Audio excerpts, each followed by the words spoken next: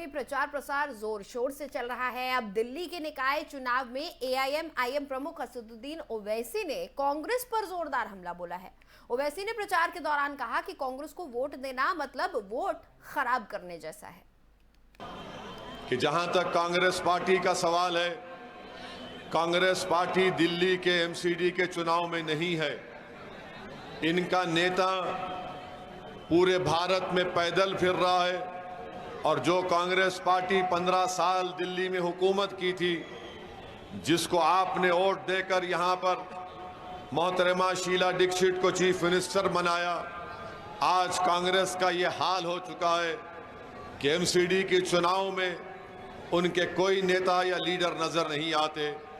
तो इसलिए कांग्रेस को वोट देना आपके वोट को जाय करने के बराबर। और गुजरात में प्रचार के दौरान राजस्थान के मुख्यमंत्री और गुजरात कांग्रेस प्रभारी अशोक गहलोत ने बीजेपी पर जोरदार हमला बोला है। अशोक गहलोत ने आरोप लगाते हुए कहा कि बीजेपी कोई भी घटना की जवाबदेही नहीं लेती। इसके साथ ही उन्होंने कहा कि बीजेपी में घमंड आ गया है और ये लोकतंत्र में नहीं टिकता। हमारे उसमें कई मुख्यमंत्री बदल गए जन भावनाओं को देखते हुए।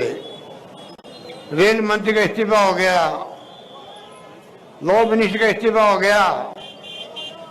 इनके 8 साल के राज में कुछ भी घटना दुर्घटना लापरवाही हो जाए, लोग क्या कहेंगे उसकी परवाह नहीं इनको। इतना घमंड अहम इनमें आया हुआ है। ये लोकतंत्र में टिकता नहीं है।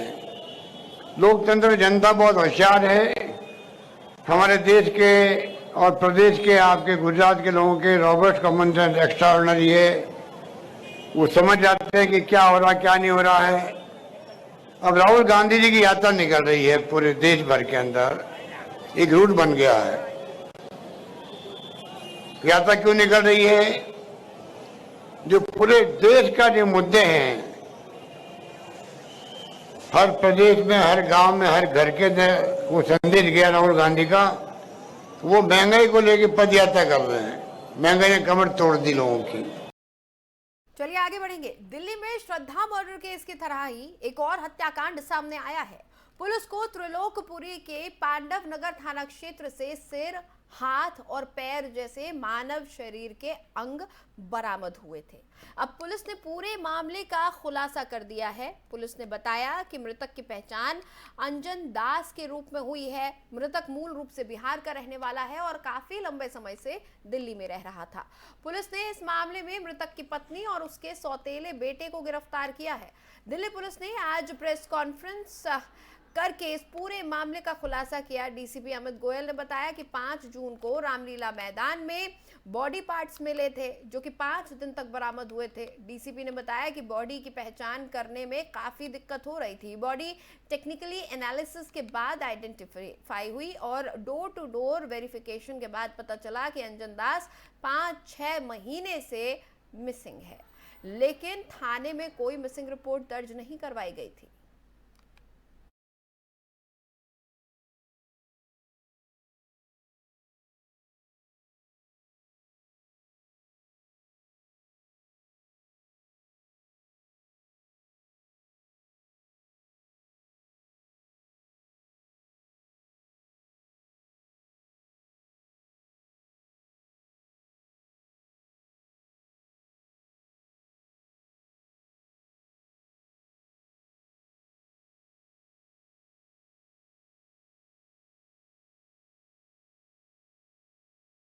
और लोगों को डरा धमकाकर और लालच देकर जबरन उनका धर्मांतरण कराने की घटनाओं पर अब सरकार सख्त कदम उठाने वाली है। सुप्रीम कोर्ट में इस मसले को लेकर एक याचिका के जरिए इस मसले को उठाया गया है। इस याचिका पर सरकार ने अपना जवाब पेश करते हुए कहा कि हम धर्म परिवर्तन के खिलाफ हर जरूरी कदम उठाएंगे। धर्मांतरण पर रोक लगाने की मांग वकील अश्विनी उपाध्याय ने सुप्रीम कोर्ट में याचिका दायर कर की। उनकी इसी याचिका पर अब केंद्र सरकार ने अपना जवाब यानी कि हलफनामा दाखिल किया है। सरकार ने अपने हलफनामे में कहा कि वो इस मसले की गंभीरता और इसको रोकने के लिए कानून की जरूरत को समझती है। सरकार ने ये भी कहा कि याचिका में रखी गई मांग को गंभीरता से लेते हुए जो जरूरी होगा वो किया जाएगा। सरकार ने सुप्रीम कोर्ट से हलफनामे में कहा कि वो देश में जो हो रहे जबरन धर्म परिवर्तन को रोकने के लिए हर जरूरी कदम उठाएगी। सुप्रीम कोर्ट अधिवक्ता अश्विनी कुमार उपाध्याय की याचिका पर सुनवाई कर रहा था। याचिकाकर्ता ने अपनी याचिका में केंद्र और राज्यों को डराने, धमकाने और प्रलोभन के जरिए धर्म परिवर्तन को रोकने के लिए कड़े कदम उठाने के लिए निर्देश देने की मांग की है। इसके अलावा याचिकाकर्ता ने शीर्ष अदालत से यह भी आग्रह किया कि वो भारत के विधि आयोग से एक रिपोर्ट तैयार करने और इस मसले पर एक विधेयक का मसौदा बनाने के लिए भी कहे।